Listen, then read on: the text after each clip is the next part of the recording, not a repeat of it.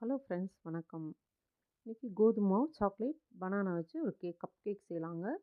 நல்லா டேஸ்டியாகவும் ஹெல்த்தியாகவும் இருக்கும். எப்படி செய்யுதுன்னு பார்க்கலாம். 2 வாழைப்பழம் எடுத்திருக்கேன். நான் பச்சை வாழைப்பழம் தான் எடுத்திருக்கேன். நல்லா பழுத்த பழமாக எடுத்துக்கலாம். 3/4 கப் ரா சுகர் எடுத்திருக்கேன். சர்க்கரை எப்படியே மிக்ஸி ஜாரில் போட்டு நல்லா நைஸாக அரைச்சி எடுத்துகிட்டு வந்துடலாம். சர்க்கரையும் முடிஞ்சளவு நல்லா நைஸாக அரைச்சிக்கலாங்க. நல்லா கொஞ்சம் கூட ஈரம் இல்லாத கப்பில் 2 வாழைப்பழமும் உரித்து போட்டுட்டு ஒரு மேஷர் வச்சு இந்த மாதிரி அமுத்திக்கலாம். ஃபோர்க் வச்சு கூட நம்ம செய்துக்கலாம் இந்த மாதிரி. இப்போ நம்ம அரைச்சி எடுத்துகிட்டு வந்த சர்க்கரையை ஜலிச்சுக்கலாம். நம்ம நைஸாக அரைச்சோம்னா கூட கொஞ்சம் ஜலிச்சு எடுத்துக்கலாம். ஒவ்வொரு சர்க்கரை அப்படியே இருக்கும் அதில். பாருங்கள், இந்தளவு இருக்குது. அதை அப்படியே ஜலிச்சு எடுத்துட்டோம்னா சரியாக போகும்.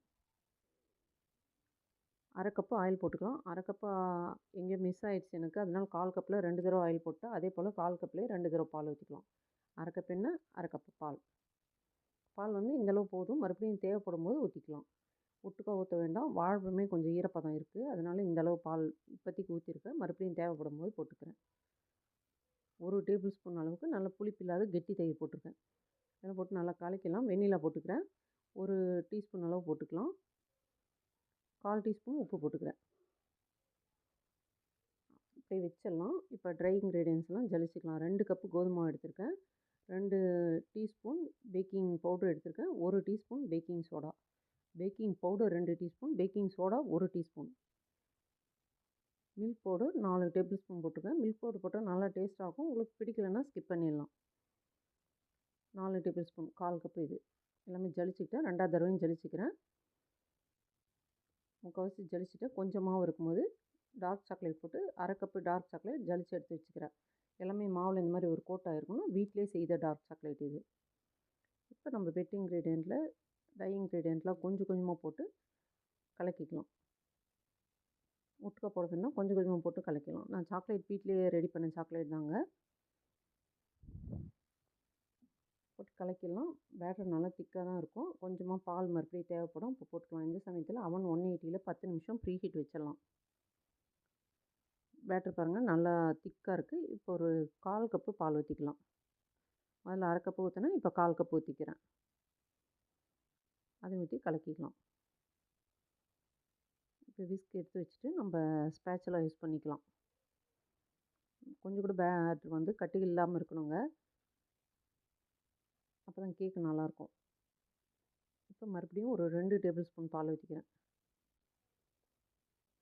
3/4 கப்பு பால், அதுக்கு மேலே ஒரு 2 டேபிள் ஸ்பூன் பால் ஊற்றிருக்கேன். எல்லாம் நல்லா கலக்கிக்கலாம். கட் அண்ட் ஃபோல்டு மெத்தடில் கலக்கிக்கலாம். ரொம்ப நேரம் கலக்கக்கூடாது.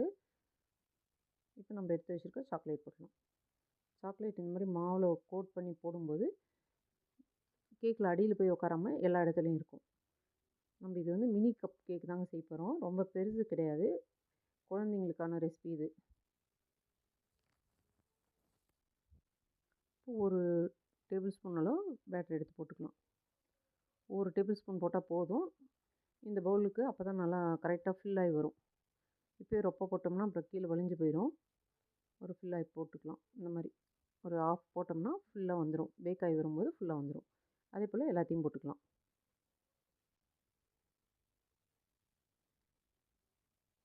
இந்த வீடியோ உங்களுக்கு பிடிச்சிருந்தால் லைக் பண்ணுங்கள், ஷேர் பண்ணுங்கள், சப்ஸ்கிரைப் பண்ணுங்கள்.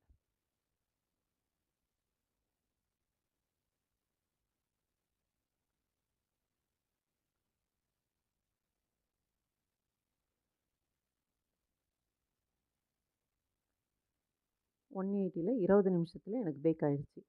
சூப்பராக பேக் ஆகி வந்திருக்கு பாருங்கள். நம்ம அரை கப்பு தான் போட்டோம் மாவு, ஆனால் ஃபுல்லாக வந்திருக்கு பாருங்கள். எப்பயுமே கப் கேக் பேட்டர் கொஞ்சம் திக்காக தான் இருக்கணும். நம்ம கேக்குக்கு போகிற அளவுக்கு தனியாக இருக்கக்கூடாது.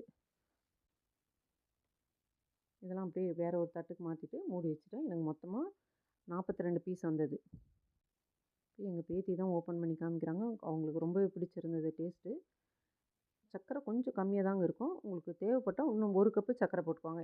எங்களுக்கு இந்த சர்க்கரை போதும். ஏன்னா வாழைப்பழமே இனிப்பாக தான் இருக்குது, அதனால் இந்த சர்க்கரை போதும். சாக்லேட் பாருங்கள், நல்லா சென்டரில் இருக்குது. கீழே போய் உக்காரல. எல்லா இடத்துலையும் படுற மாதிரி இருக்குது சாக்லேட். மேலாகவே தெரியுது பாருங்கள் சாக்லேட்டு. இன்னொன்று கேக் கூட நான் ஓப்பன் பண்ணி காமிக்கிறேன் பாருங்கள். சாக்லேட் மொத்தமாக அடியில் போய் உட்காராமல் சைடில், மேலே எல்லா இடத்துலையும் இருக்குது. தேங்க்யூ.